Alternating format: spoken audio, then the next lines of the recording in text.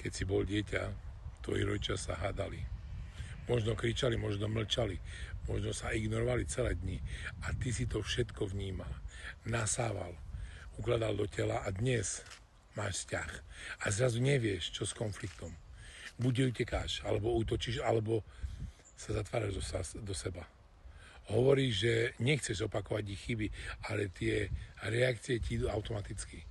A keby si zapol starý program, a vieš čo?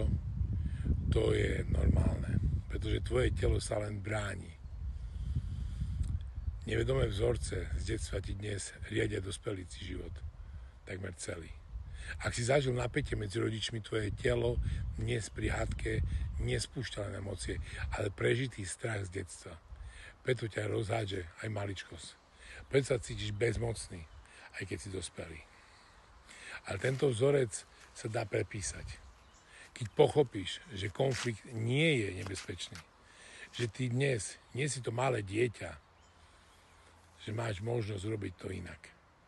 Vedome, s pokojom, s rešpektom. A presne o tomto je aj metóda Kód víťazov. Meniť naše vedomie. Či si staré emočné bloky a budovať nové. Z lásky, nie zo strachu. Som Tibor Michalko a som autor metódy Kód víťazov.